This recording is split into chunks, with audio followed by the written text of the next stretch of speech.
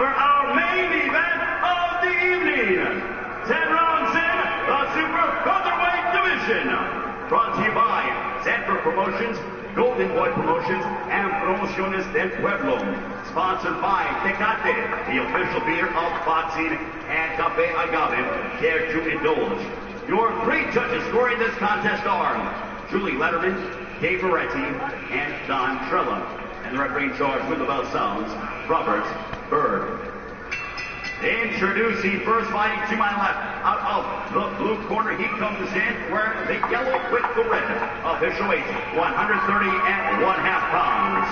His record an excellent one, 57 wins, 44 of those coming by way of knockout against a dozen losses. Joining us from Ciudad Juarez, Mexico. Ladies and gentlemen, damas y caballeros, aquí está Miguel Mickey Roman. And across the ring, his opponent fighting out of the red corner. He comes in wearing the white and the black. Official weight, 131 pounds. His very impressive one, 40. Nah, it's two more fights on HBO. Including 31 wins coming inside the distance. Desde Ciudad Obregón. What you wearing, Ty?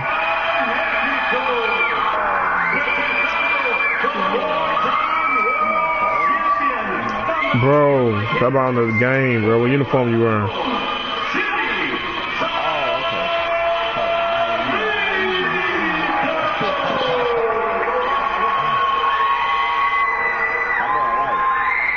Alright, cool. We're all black.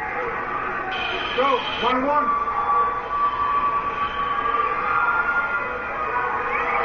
Okay. You see me up in the end of the door? Is it boxing after dark? Yeah. Hold on, Ty. For the direct on. Hold on. Go ahead. Lucha de golpes por alivio. Protéjanse en tiempo. Obedezcan, obedezco. Caballero, vámonos hacia esto. Mickey Roman told us yesterday that his career has been a sad one. He's always fought against everything. I've won the lottery. I haven't had anyone in my corner because he's never been able to get over the hump.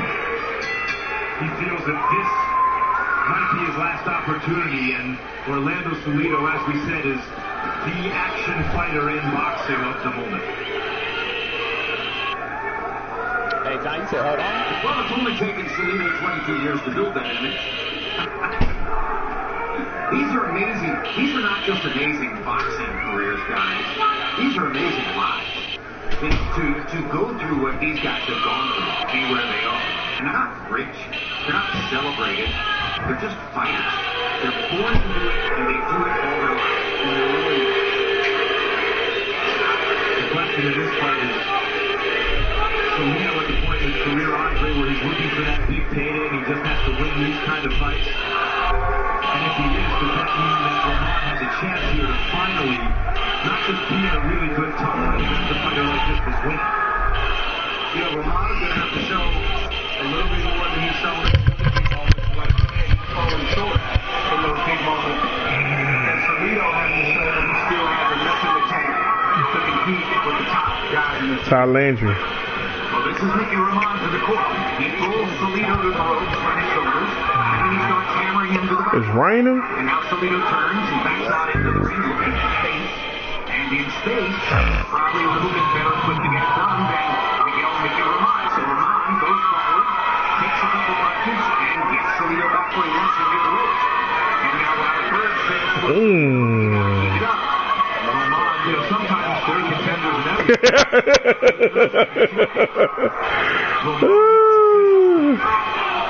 he hasn't had the kind of... That nigga said connection to fear has been lost. You get that? That was funny. Turn this TV down. Bro, I can't get over that nigga with that Tide washing detergent and that goddamn toilet tissue, bro. I can't get over that shit, dog. I guess they're not gonna block him. Well,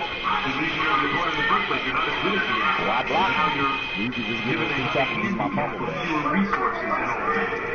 That's real.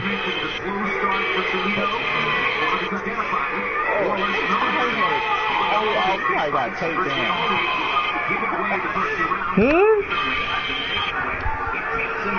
What you talking about?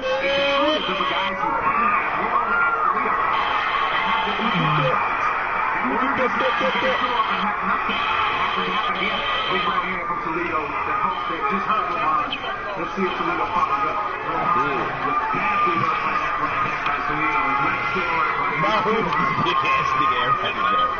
I told you McCaffrey hurt. That didn't answer my question, bro. I said, who is this big ass nigga? Who is this nigga? No, he a rookie. Okay. Gonna throw those uppercuts, eh? You hurt? Let me get Come on, that. do it. Now, get this one against us, okay? Get those uppercuts in. No good. On the inside. And when you're on the outside, open your guard. Right to throw. Straight shot. That nigga big. Here we see Toledo call with the left jab. It comes around the gloves of Vermont with a beautiful Boom. that badly hurt Vermont. And that hurt him for the duration of that round. Boom. Damn, he hit the shit out that boy. Toledo. And Vermont still may be hurt from that right hand leading into the second round.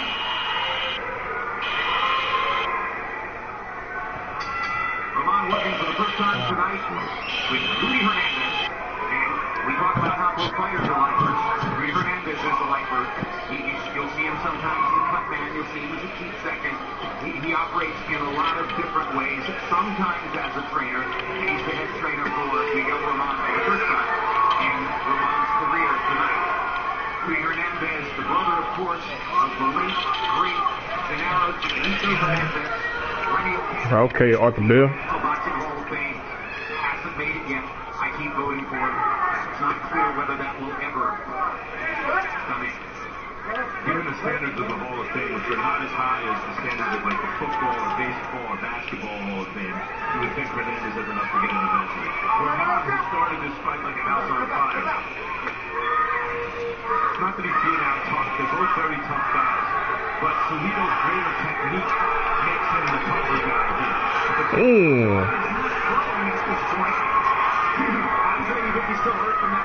Let me see how that's possible. He just did that.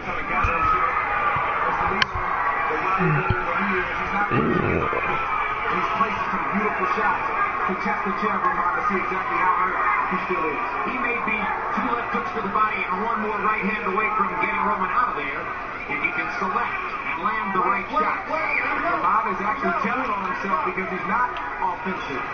And if Vermont is not offensive, it's for a reason. It's either because he's hurt or he's tired. It's too early in the fight for him to be tired, so he must still be hurt. His offense is also very predictable. And when he throws, it's giving Toledo targets. And I think Toledo's counter has disciplined Vermont. He's a little bit scared to go in and let his punches go. But now Vermont is beginning to come to life again and goes back to work, throwing his shots to the body. Let him go, let him go. Let him go. Holding on to Toledo's arms. Command to let him go.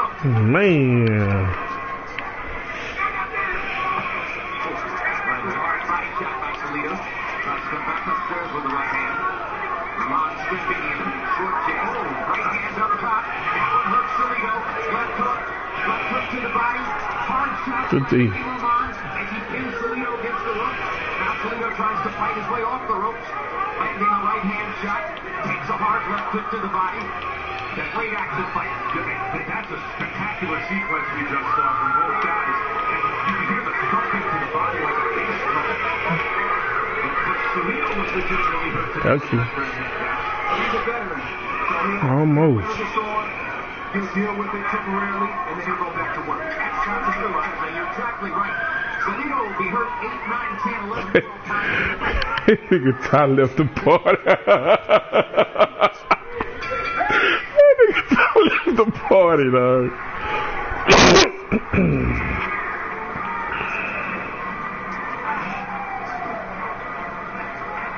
Well, good. Don't stay on the ropes. Gotta get out, okay? Make the one side and go to the other side. Go on one side and then throw on the other side.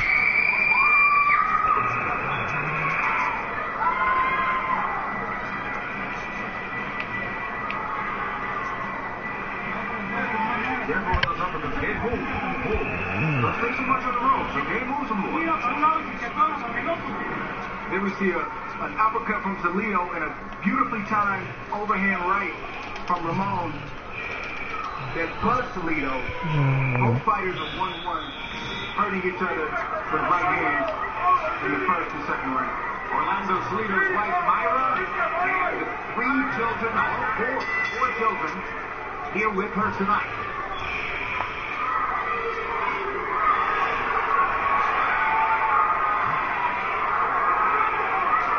Salido grew up in a house in Ciudad Obregón, Mexico, concrete walls and a dirt floor, and he owns that house. And he shows it to his children as a reminder of where he came from. 30 seconds into round number 3.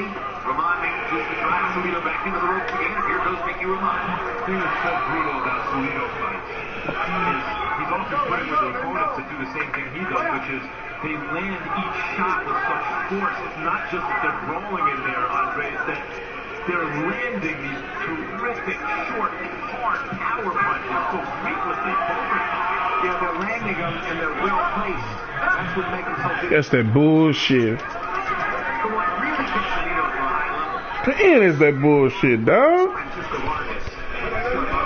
Saving this nigga. There they go, saving niggas. It was the fight of the year. It was a fight of constant, non-stop action, rally. Both of them going back and forth with each other. You saw Vargas earlier this evening in our first fight. You saw a part of what he could do. Those skills had not yet returned to the level where they were the night that he fought Orlando Salido.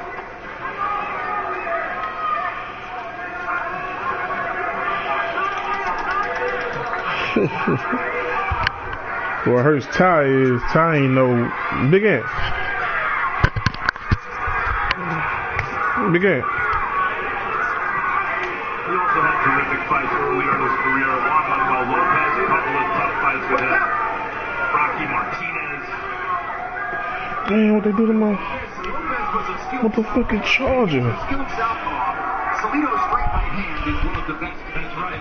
And it was a terrific fight. Rocky Martinez, they went, the war. I mentioned Cristobal Cruz. And on. Yeah, he's, a lot of guys fought. Yuriorkis Gamboa lost decisively, but when Gamboa was at his best. Mickey Ramon has fought dozens of guys whose names we barely know in the same kinds of fights. All through his career. There you go.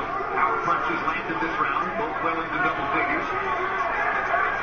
Good body work from Salido. That kind of a fight. You taste my left hook to the body, and then I'll tell you how good yours is. Salido wins on toughness, but also he has balance. He's the more clever fighter of these two, and as a result, his punches are landing more frequently, more cleanly. Much more crack. I love the way they touch gloves. Subtle, just a little movement at the end of the round shows you their mutual respect. You gonna throw? Get in close and throw. Release with all. Don't wait. Throw it all. Huh? But you gotta be careful, right?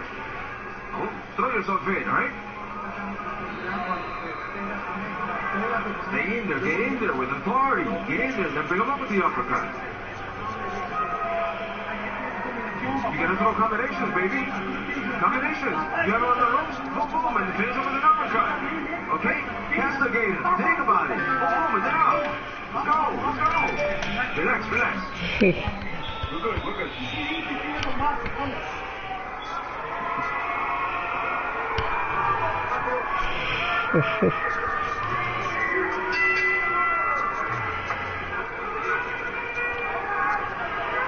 Round 4 of the scheduled 10. Let him go. This is the first 3 rounds, they've thrown a total of about 8 jabs between them. Everything is foul punches. Harold, how do you have it through 3? Okay, Jim. You can't fight this. You can't fight this sport. But you know, when they fight. Oh my God, he missed it. Oh, I can't believe he just missed that interception. Prime time. 30-27 Orlando Salido, because I think that right hand of Salido's is doing more damage than the right hand of Nicky Roman's. But it's a very close, very tough fight. 3-0 Orlando Salido. The way this fight was supposed to go on paper is just like this, with Salido winning close, tough rounds, eventually taking over and winning the fight ultimately, maybe by stoppage. And so far it's playing out the way it was anticipated to play. Good sequence of the right hands from Salido. Yeah, he landed a couple of solid shots, similar ones that he landed in round 1. Nicky Roman took it just a little bit better this time. Real tough fight.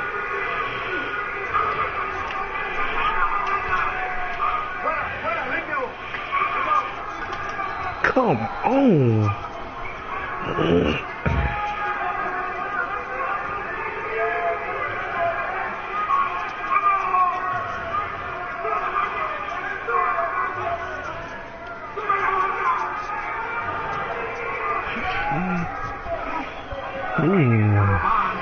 Salido fires back with combination. Down goes Salido. 11th time he's been knocked down in the last 9 fights. He really didn't have his feet under him even when he tried to get up.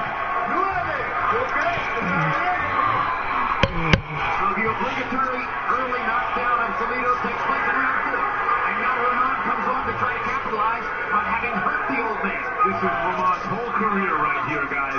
Can he finally get over the hump against the guy who fights through this moment? I don't know how bad Salido's hurt right now, but he's dangerous in this moment. Being a wily veteran, better believe that he's looking to land a big shot in this moment with Ramon overextending himself. Roman had a momentary urge there, it appeared, to lift Salido up and turn him upside down. But he took his hands off of him, they went back to firing away.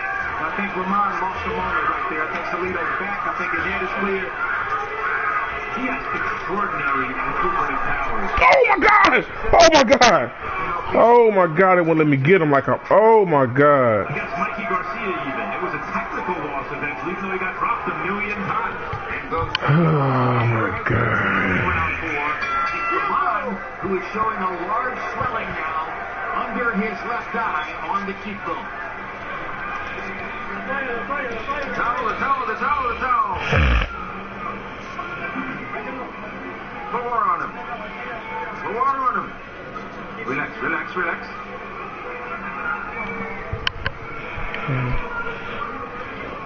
Relax, just close up the guard a bit.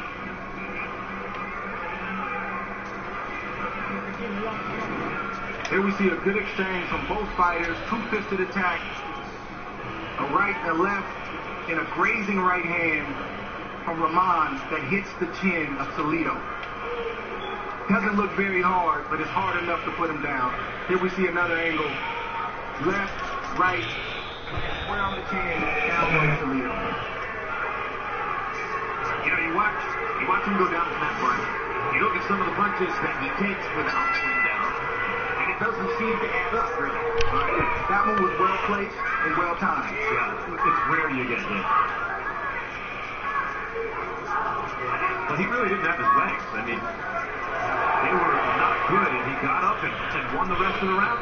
He recovered, but some of that may just be age. He's been in a lot of wars. He's got a lot of miles on him. Well, you know, when a guy's been knocked down, knockdowns in the last 9 fights, you got to expect at some point you're going to see him on again.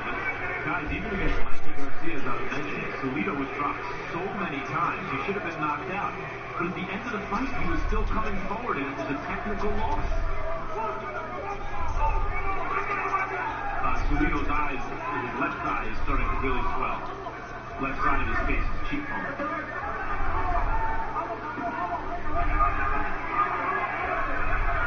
Well, it's Roman who appeared to me to be swelling in the cheekbone at the end of the last round. I think both of them are beginning to show the damage on the hard fight, and that's to be expected. We're nearly 5 rounds into this 10-round exchange. thing about Salido is he doesn't have normal tough fights. Like, this is an extraordinarily tough action fight. It's par for the course for him, but it's not normal. No, it's not normal at all. It was easy to miss the damage that both guys are inflicting on each other because they're fighting so close in range, but you can see both guys starting to bust up from the inside out because of the body shots, the short uppercuts, the short hooks. Both guys are inflicting a lot of damage on the other one right now. Which is exactly what we told you, the audience, you would see. A firefight of the highest order. This round in particular is such good back and forth inside offense. It's not always the big looping shots, it's the short thudding shots that do the damage.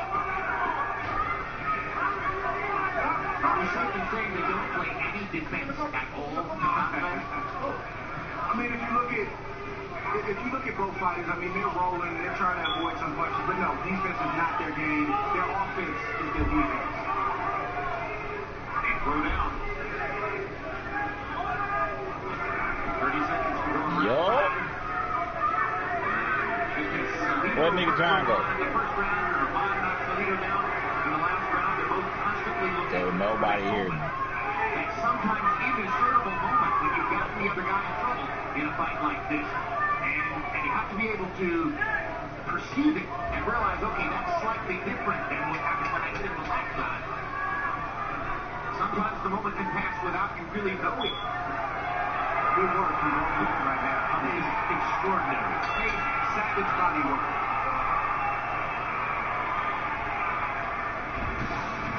Immediately following this telecast, HBO Latino delivers more boxing headline by Dennis Shapakov taking on Rene Alvarado. Plus, that's next Saturday night. Joe Saunders risks his middleweight title against one of the sport's biggest punchers in David Lemieux. And January 27th, it's doubleheader action with the machine. Lucas Matisse squaring off with Juan Karam and lightweight titleist Brady Linares taking on Mertito Nesta.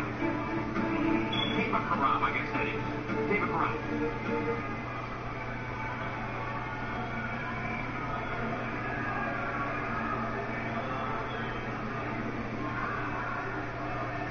In the fifth round, Nicky Ramon and Orlando Salido combined to land a fight-high 47 power punches between them, and you saw the trading down the stretch. Punch for punch. Pretty evenly. As Harold Letterman said earlier, these are not easy rounds to score. Here's the sixth of the scheduled 10. Salido starts out to the body in this round. Now brings it upstairs for the right hand. One of the things that makes Salido such a great action fighter, maybe the premier action fighter at the moment, known as a big right hand he lands, is that he is vulnerable. He shows vulnerability, the kind that had you never seen him fight before, you think, well, he's not going to win tonight. And yet he battles back and somehow pulls it out on him. But Salido also fights with a lot of craft. He's placing punches, as we mentioned earlier. He's trying to step around. Yes, he gets hit a lot, but he's also trying to roll with those punches. And believe it or not, he has a game plan. The vulnerability, you count on vulnerability. That look where it's like, well, no, not tonight. Tonight he's going to lose. It's what Matthew Saad Muhammad had. It's what Arturo Gatti had. It's what every really, not just action fighter, but as Larry Merchant used to say about Arturo Gatti, drama fighter. Salido is a real drama fighter. But at the end of the day, I'm not going to say that it doesn't matter to you whether he won or he lost. And sometimes it's hard to remember whether he won or he lost. I love to go into a boxing discussion with a bunch of people and say, hey, tell me, who won the first Gatti Ward fight? And so many times people get it wrong. How can anybody remember? Right, Salido versus Rocky Martinez. Salido versus... So, you ready? So many guys where you go, who won or lost, you don't remember. Because the fight is not like that. There's no loser in a fight like that. The fights are so entertaining, it's almost a it doesn't even matter, like you just mentioned. People appreciate everything entertain them.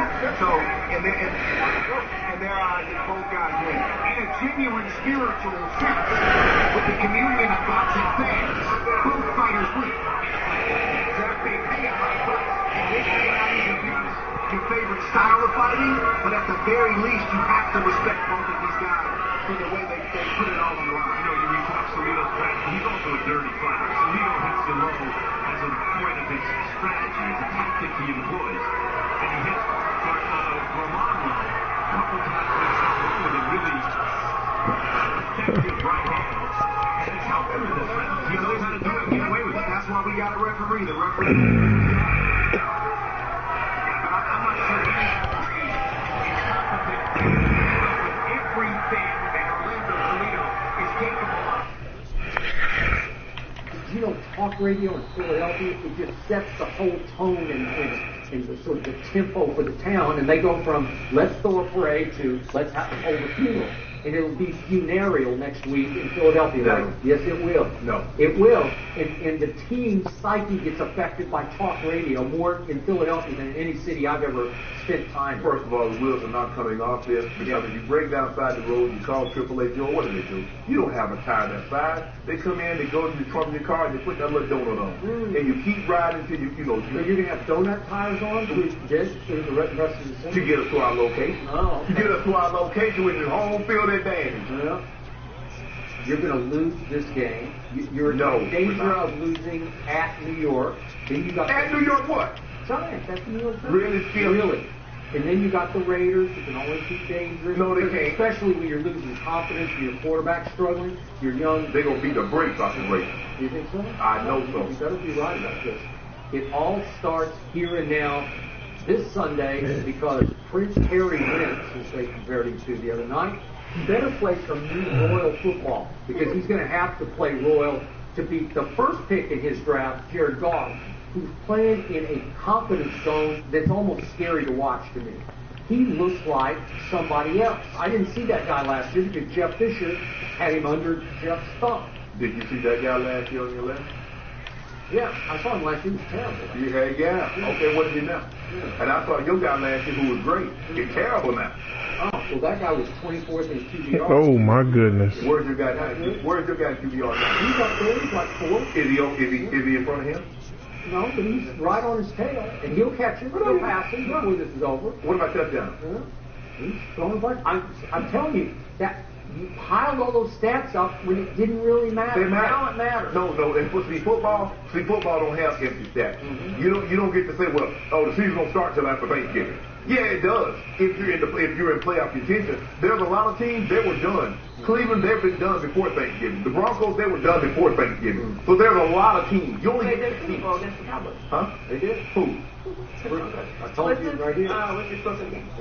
I've got home team Rams 28 and Wentz upon a time 17. 28-17. And I'm going to remind you, these Rams are legit. Run some dew on.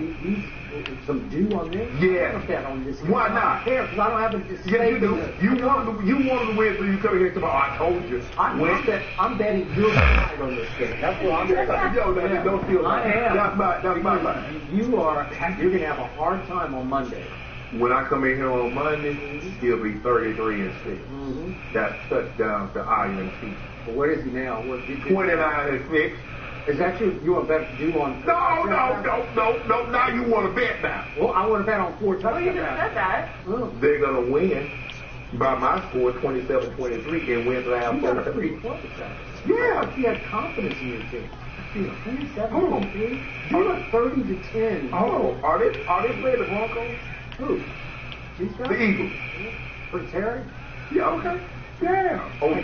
Walk into it, or do you want to walk into him, or you don't want big and dumb? I want to fumble it to him. We're going to see him this week. Fumble it back. Your guy got more interceptions than my guy. He does. Why is that? He got a rough Why is ride. that, Skip? Well, we'll talk about that when we do our Cowboys prediction coming up. Y'all play the team. Y'all play. It all starts with Fox NFL Sunday live from the Coliseum at noon Eastern. Will the Giants upset the Cowboys on Sunday? We'll discuss that next.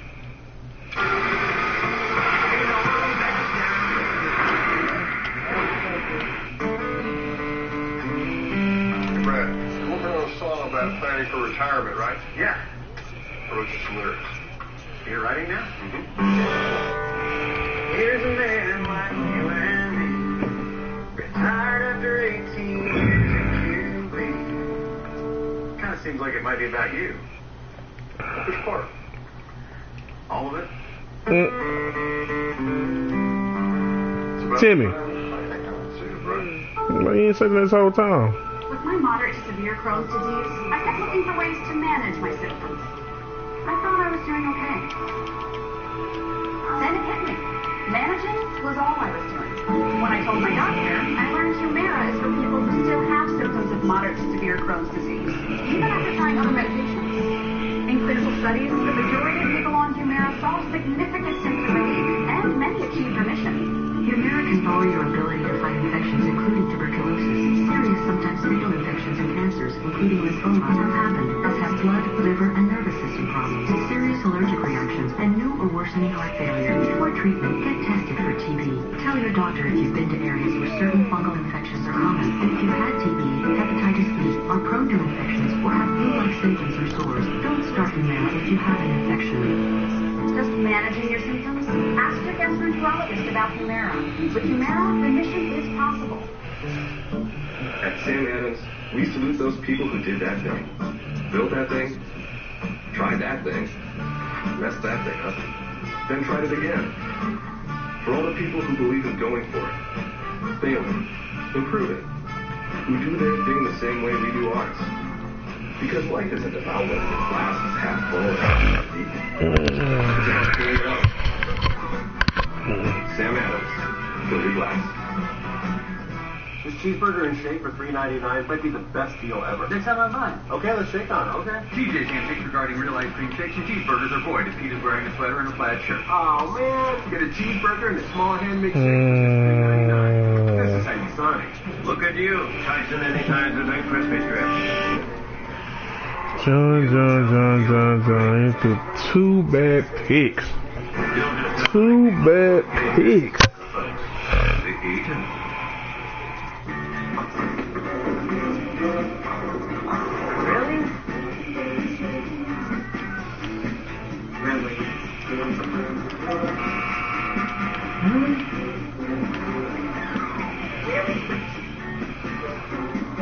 Really?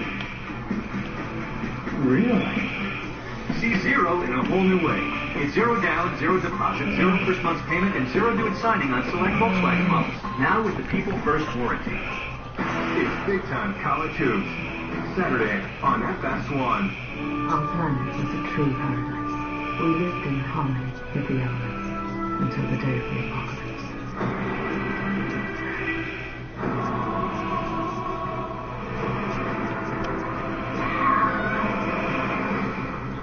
Agents Valerian and Lorley, you have less than 10 hours to find this, right? And eliminate it.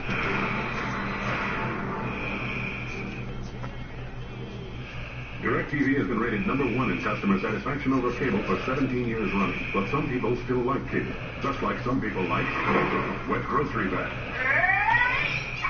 getting a bad haircut, overcrowded trains, turnstiles that don't turn, and spilling coffee on themselves.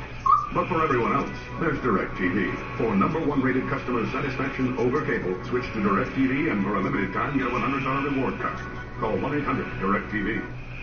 Whitlock, I am a fire starter. Whitlock has created a fire. I am what I am. However, here's my problem with what has happened. We have deep-rooted issues.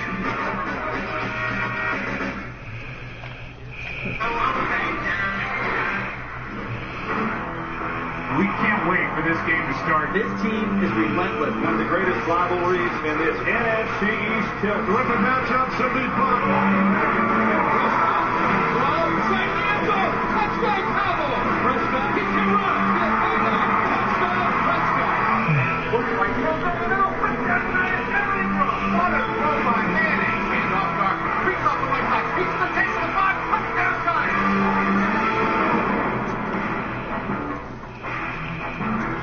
Sunday on Fox is a must-win for the Cowboys against the Giants. Eli Manning is back as the starter. Shannon? Got the Cowboys. I think the game will be close early, but I just don't see the Giants. They don't have a whole lot to play for. This season has been a total disappointment. I got the Cowboys big. I got the Cowboys 27-13. Oh. Yep. It went from we need to take a look at these young guys to Eli starting the rest of the season. I'm Eli. I'm like, nah, y'all good. Y'all need to take another look at get another look at Geno. I ain't gonna be here next year. But y'all continue to look at them. I'm good. I'm gonna hold this dang thing down over here in the back. Get the scout team ready to go against the number 1 team.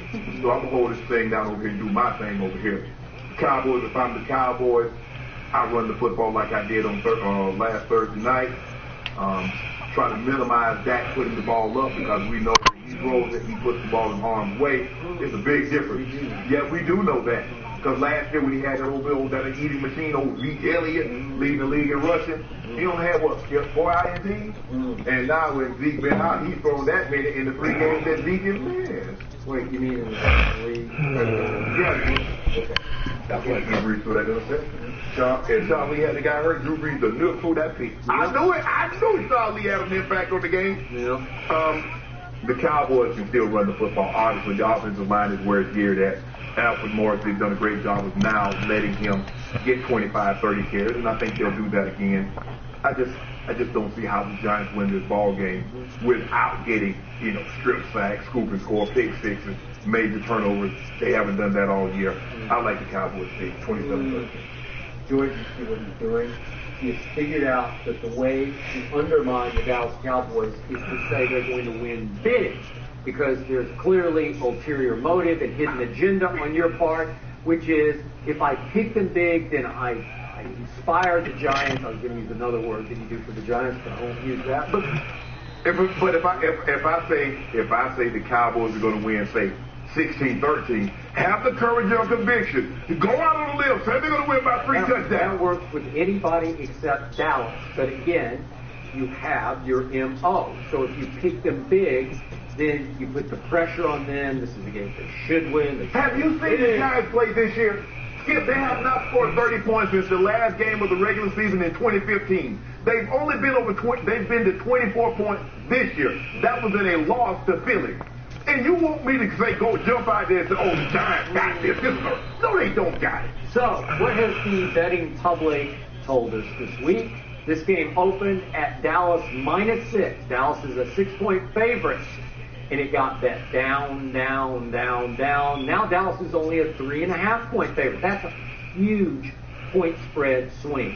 Huge. It's still so, because the home team gets 3. Guess why? Guess what happened in the interim between 3.5 and much ado happened and that sort of clarified things.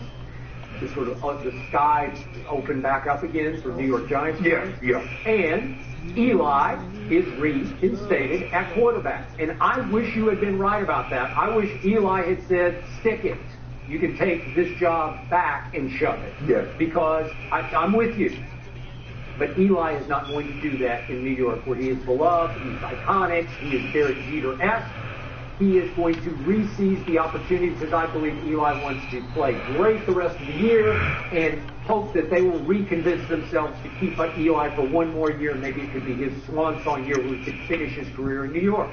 So I fear Eli Manning. He was told Rob Martin the other day, he's the luckiest quarterback ever. The 2 Super Bowls, the second one lucky, but the first one was lucky. He's lucky that Tom Brady missed the throw in some Super Bowl, but it's just Eli's way.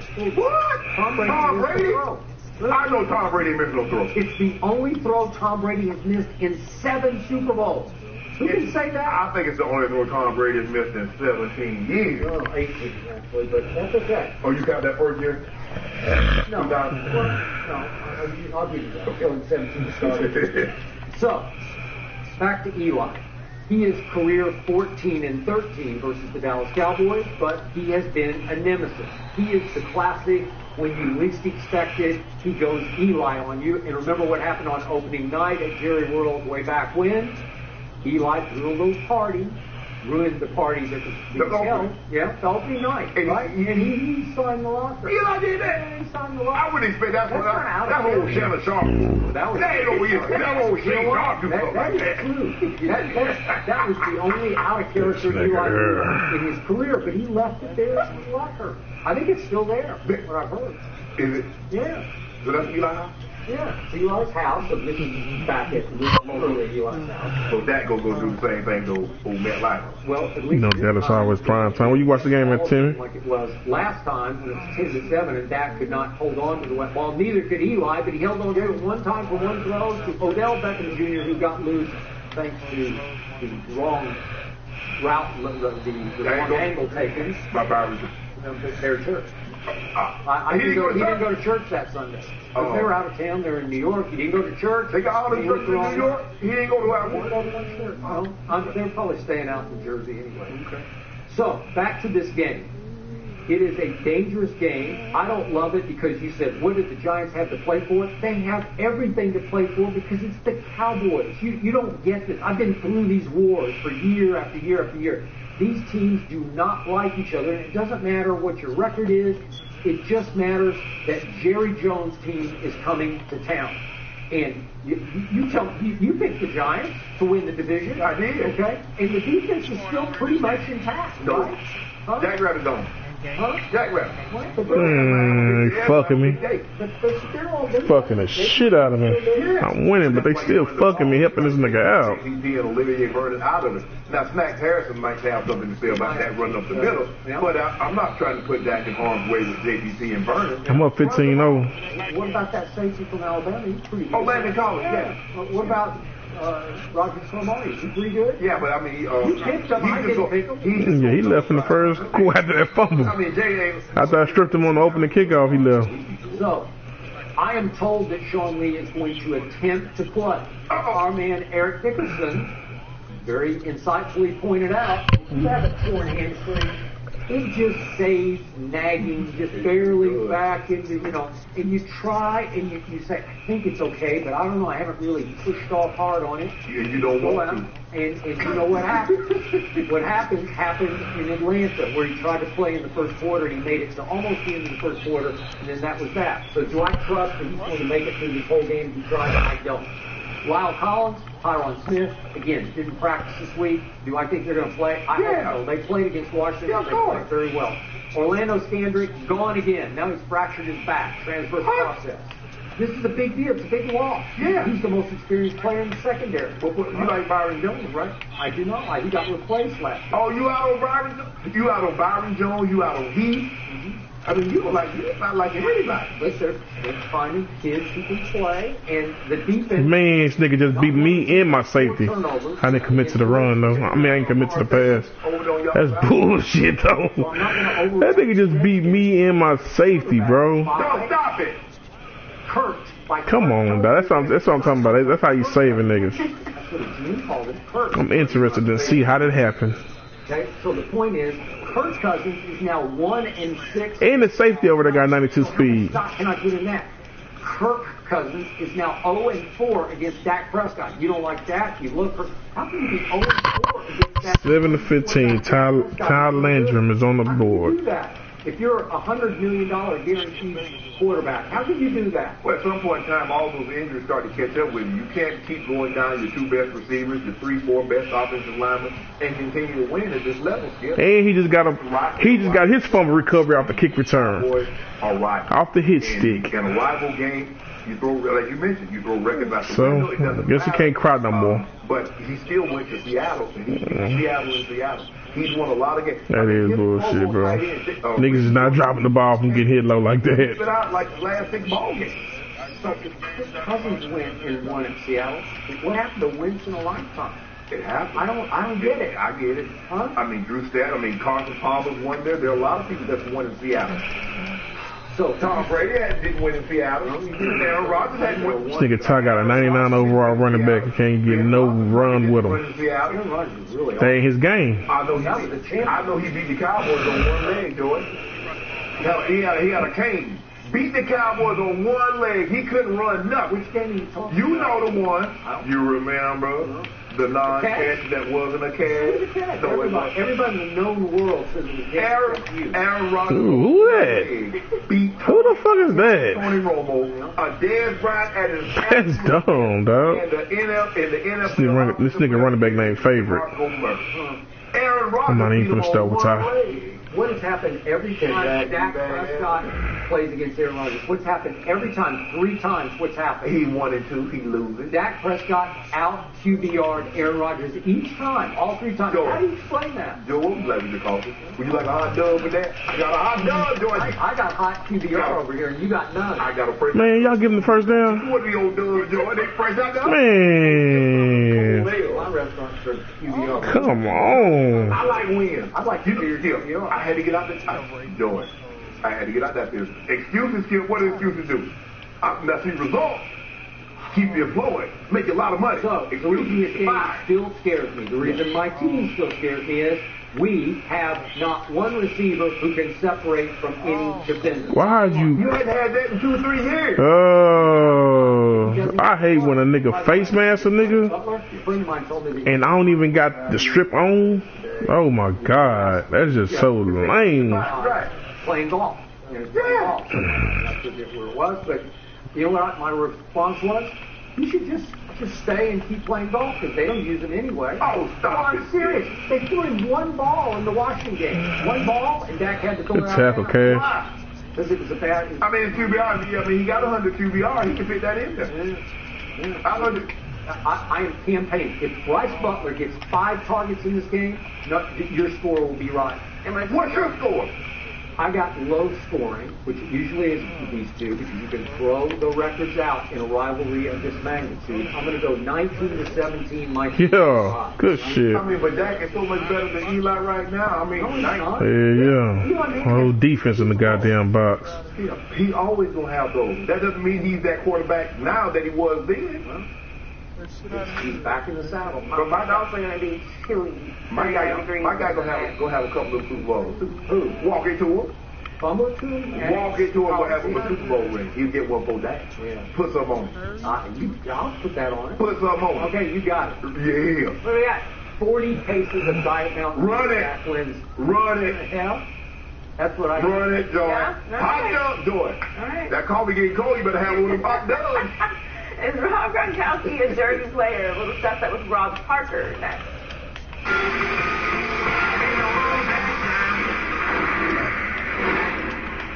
One of the closest, fiercest rivalries in the NFL continues as the Cowboys battle the Giants. Then, in American Handle. Good shit, boy. Carson Wentz leads the Eagles against Jared Goff and the Rams. It all begins Sunday at Wednesday on Fox. Check your local listings. Want to hear my story of unrequited love? It's called broccoli cheddar soup. I loved it, but it was like, honey, I'm way too decadent for you. So I came up with Oh That's Good, a new line of comfort soups with a nutritious twist. We replaced a hunk of this with velvety butternut squash. If I hadn't told you, you would know. You won't go for it no more. Loves you back. Oh, that's good. So I get nothing playing in any phone. And I get this one free. All with unlimited gigs. It's a BOGO free phone, bro. Time for a switch. Switch to Boost, and for a limited time, you can buy You one. won't go for it no goddamn more, I'll tell you that much. $100 per month, bro. As firemen, we can't have facial hair, and it interferes with our air mask. I need a tight seal, and my wall shaver helps make that happen. In this firehouse, we trust each other, we trust our There we go. and I trust. Stop playing underneath, though. I rely on walls that are fast, close shaved, and they do my job. Introducing the new line of wall shavers. Reliably fast, easy, close. From the brand trusted by professionals everywhere. This cheeseburger and shake for $3.99 might be the best deal ever. Next time I'm mine. Okay, let's shake on it, okay? TJ's handshakes regarding real-life treat shakes and cheeseburgers are void if Pete is wearing a sweater and a plaid shirt. Oh, man. Get a cheeseburger and a small hand-mixed shake for just $3.99. This is Hank Sonic. Hi, I'm the internet. You know what's difficult? Armless bowling. You know, it's easy. Build a website with GoDaddy. Get your domain today and get a free trial of Go Central. Build a better website in under an hour. You know, check it out, dog. That was just the hype for me. I mean, you got the walk, you got the stance, but I wasn't really feeling it. You know what? I'm not buying this. You gotta come a little harder, dog. You gotta figure it out.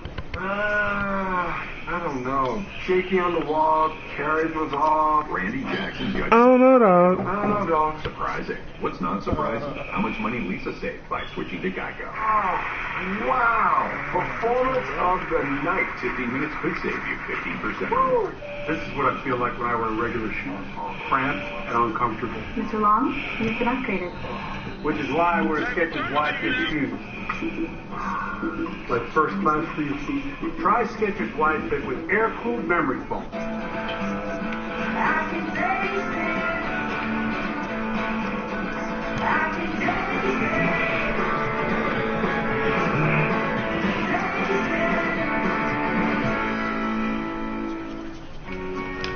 Girl, I think we run away.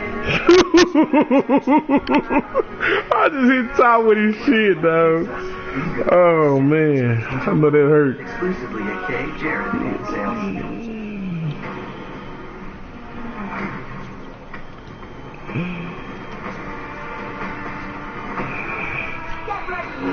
22-7, 4 minutes left.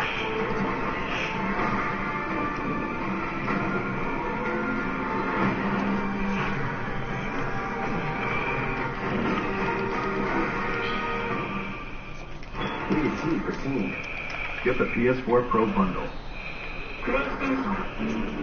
Tonight on FS1, don't miss another edition of Premier Boxing Champions. It all starts at 9 Eastern tonight on FS1.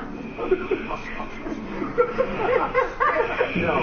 Gronkowski was suspended 1 game for his forearm shot to the back of Bills cornerback Tre'Davious White on Sunday. ESPN analyst Ryan Clark said he texted with White and told him, quote, the whole hood want Gronk after that play.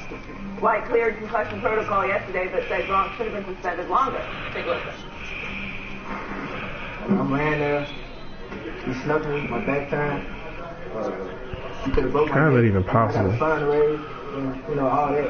You know, people don't think about that when they, you know, just react. I'm glad I had my mouthpiece in. I probably could have bit my tongue off. You know, I bit my lip pretty bad. Worked, terrible headache. You know, it is what it is, man. God did what he wanted to do, man. He did what he did. Dirty shot. Dirty play. Simple. His intentions were to hurt you, you know.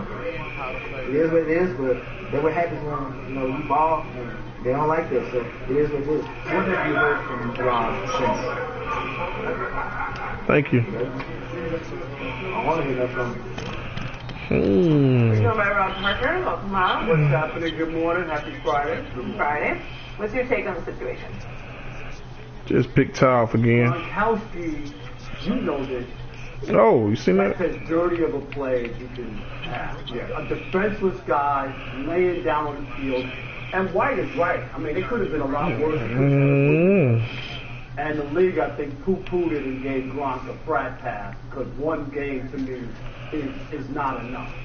But the only thing, and about the text, about the hood wants Gronk or whatever, come on, Evans, how you get off the... There's 3 guys right Oh my there. God, that nigga just came off the route. What are you doing?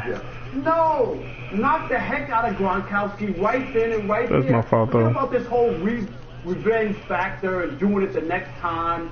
The same baseball guy at home. That's my fault. I want the same formation, the same play. I'm making like him. Do it right away. I don't understand how they allow Facts. Gronkowski to get away without taking some sort of action as a team. And I know Jim Kelly, who I'm not a big fan of, but Jim Kelly even kind of... I know what you're looking for, you little cheating bitch. You looking for the same shit everybody else looking for. Right. So in this case, I would still be hot. I would still be bothered by it. I wouldn't want to get a phone call from Gronkowski as well. And I think the league, as usual, we always have a problem with what's the standard for the league when they just dole out offenses and punishment. It's just all over the map. This shouldn't be tolerated by the Players Association. Get his ass. By the league. Gronkowski got off. Go get his ass. That was an absolute dirty play. it's hard for me to jump and leap to the conclusion. And I know sometimes we do that because we say if a guy steals something, what does that make? He's a thief. He's a thief. But it's hard for me, and I get it. This was Gronk's first offense, and I said it at the time. I thought Gronk should be suspended. I thought he should have gotten more than one game because even though Gronk is a first offender, I believe a first offender can commit an act so egregious that it warrants more punishment than a first offender would normally receive. And in this case, because it's a non-football play, he wasn't blocking. He wasn't trying to make a tackle. The guy was down. He had just watched Philip Dorsett run by and touch the guy. And he winds up and elbows the guy in the back of the head. And as Tre'Davious White mentioned, he could have broke my neck. He could have been. And I think just don't work out for you like you thought it was, didn't you? Because the intent, the maliciousness of the act, it warranted more than a one-game suspension, and that's my only thing. I don't know Gronk, and he doesn't have a history. I mean, he doesn't. I know dirty. I played in an era where there were a lot of dirty guys, and I know what dirty is. But his act was so unnecessary, so uncalled for. I get it that he's a first-time offender, and the normal for first-time offenses is probably one game. But an act like this that's so egregious, it should have gotten at the bare minimum, Rob Jones, at the bare minimum. And saying I'm sorry doesn't change because the guy is just as injured. He's just as much in concussion protocol.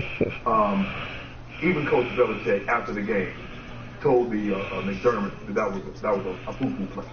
He knows it. Gronk knows it. I don't care if he held Gronk from the time he got off the bus to the hotel, to the stadium, once he got on the field, Skip, there is nothing that can excuse what Gronk did in this game. I want to go back to what Ryan Clark said that Tre'Davious texted him, and again, they have a connection back to New Orleans. Old Hood wants Gronk. How serious would you take that? Because I think there is something going on there. The Hood ain't gonna never see Gronk. Well, that's the question. Protection? Does he need bodyguards? Would somebody actually? The Hood should have been the Bills. The Hood should have been the Bills' defense. Okay. Yeah. So 29-7. I just made time my bitch again. Substantial penalty to me.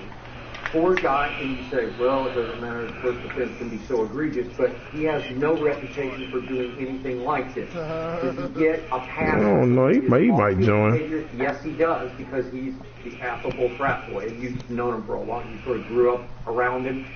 And is he a bad guy? No, but does he get away with some crazy behavior? Because that's just... that's Gronk being Gronk? Right, okay? Yes, he gets away with it. But in this case, he snapped. He went completely over the edge, just the way A.J. Green just snapped on Jalen Ramsey and just threw a chokehold on him. He threw him down and started hammering away.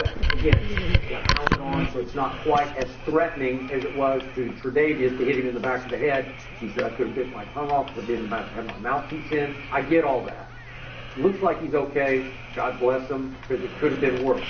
But in this case, we're not talking about, going back to your day, Bill Romanowski was a dirty player. Right? If it's Bill Romanowski who pulls that play, you just say, wow, because you look at the track record, you say, 2 games for that. But this guy doesn't have any track record of playing this kind of football.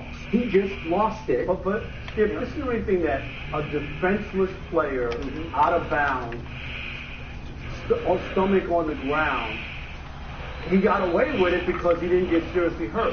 Okay, but he didn't get away. No, go on. They got to go play at the Dolphins for home field advantage. But had he hurt White in another manner, people, I just think what he did, you have to let all players know. And this is, you can't do this. Yes, I understand the heat of the moment after a play, I'm tangled up with you, Skip, and we might exchange some blows or elbows, but a defensive player down on the sideline when the play's over, and for you to just do that, I just don't see where players think that should be. And think about it. So this was the first time that Rob Gronkowski has ever been held in an NFL game. This was the first time a player has ever gotten an interception I know. Tom Brady while throwing the ball to Gronk. No. You just mentioned Luke Kuechly 3 years ago tapping him in the end zone on the final play of the game. Gronk didn't do that to him. Yeah, he also got called for a push off of a quarter or so earlier. The offensive pass interference. And that's the thing, Skip. He snapped, man. And Gronk feels guys, defenders hold him. Defenders feel Gronk pushes off. If I'm Gronk, I'm not changing my game. If I'm defenders, I'm not changing my game. But Skip, you can't say he just, because if you snap, sometimes when you snap and you do things, Skip, it warrants more punishment than the normal first-time offender. Now, come on, Skip. I mean, if you're a first-time offender in a DUI, they might give you probation, pay a fine. First-time offense, and you DUI and you manslaughter somebody, you go into jail for some time. You see the egregiousness of the act? That's what I'm saying. First-time offense. Gronk's act was so egregious and unnecessary because at no point in time in the 98-year history has what Gronk did been never legal. Juju could say, I was blocking. I mean, that was a football play. George Lopez could say, hold on. I'm trying Come on, Mike Evans. the ball. Oh, my goodness. You can't say, well, if you in WWE, you could do stuff like that. That's my only concern. I don't think Gronk is dirty. That was a dirty play. But let me tell you what it will do, Skip. It's going to open Gronk up for people taking cheap shots at him. Because this is what I do know, being a teammate of Bill Romanowski. Guys from other teams that he didn't take cheap shots against started taking cheap shots and trying to get retribution for what he did to somebody else. And that's what Gronk is going to open himself up to. So I hope he understands what he just created by doing what he did. Skip, was Conrad Dobler, too, another really dirty player? He was I know that. I want to use on him with a lot of time. Go ahead. Yeah, I was going to say, he was another one of those guys. But he was notorious. He reveled in it. Right. It was part of his arsenal, as it was Romanowski's. He wanted to distract and sort of intimidate because you never knew what he might try to do to you, right? Yes. That's not Gronk's MO, right? He just is old Gronk. Right. And yet he is so tall and such a big vulnerable target, he's been hurt right and left because he gets shots down around his knees and it goes, but somebody's going to take a shot. But that's the thing. People are going to start taking petty shots at him because they saw what he did. And he only got one game. And that's the thing. That's what you try to avoid. You don't want to get in that bracket where, okay, if you're playing one team, that's one thing.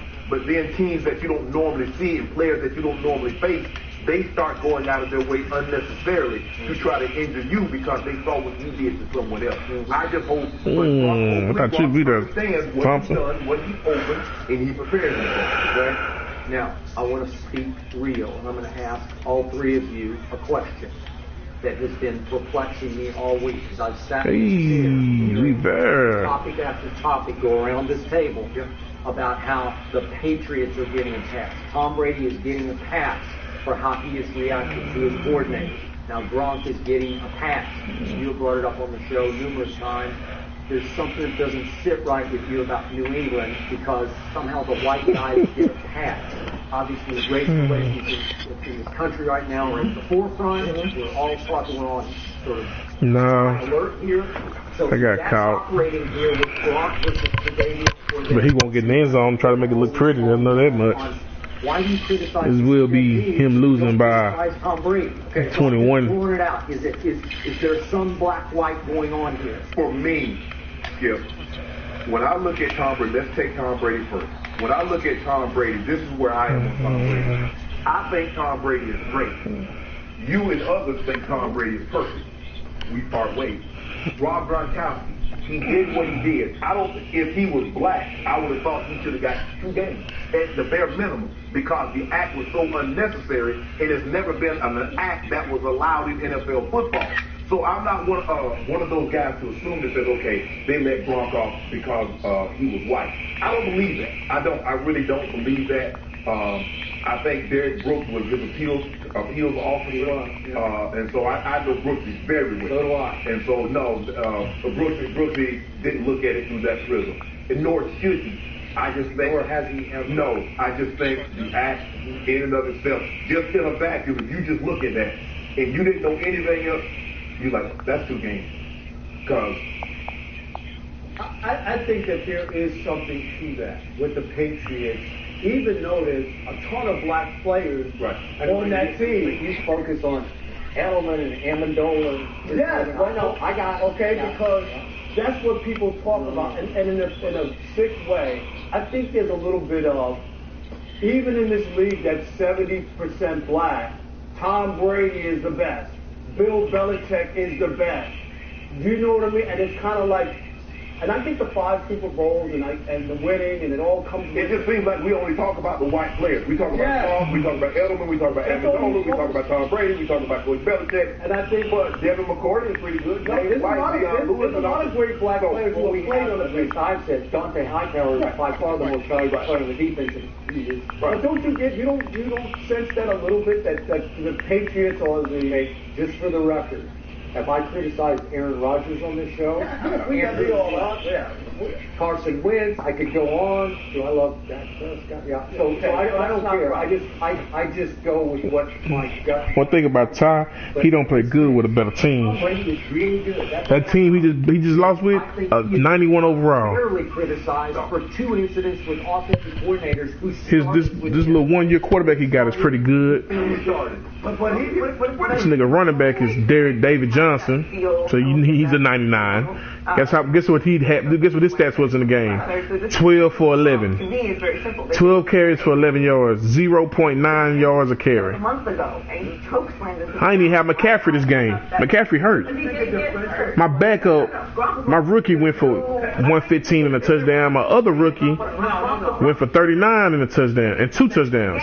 Then you have to look at the precedent that was. This nigga got some fast ass receivers. He got this nigga named Tolbert and JJ Nelson 96. I think Tolbert 97, and he got another nigga that's like a Keith Towbridge or some shit like that. I think that nigga like a 94, 95. I seen a nigga tell, I said, God damn, these niggas is souped up. There's no way a black tight end or a black wide receiver or a black anybody could do what they do. Yeah. Chugging beer. The corner of the head, 2 sacks.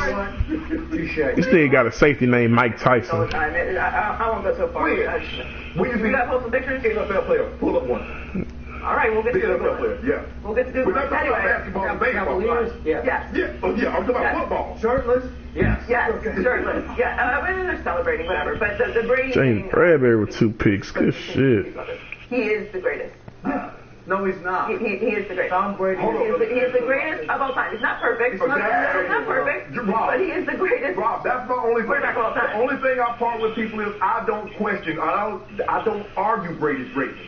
But it's the perfection, it's perfectness that everybody, oh, he's perfect. Well, he started it, so Tom Brady, no. Not perfect, but he is the greatest. Yeah, okay. Not in my mind. I still will take Joe Montana any day. You eat hot dogs, so I just qualify everything that you say. That nigga said you eat hot dogs, bro. It's messing with your brain. Yeah. The Lakers being embarrassed by Lonzo's performance last night. What'll start that night?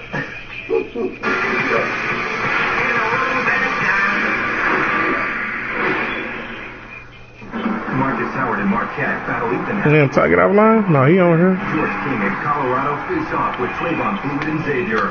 I invited him back. Marquette, Wisconsin at 11:30. I had to. I need to tell him thank you for blessing with the XP game.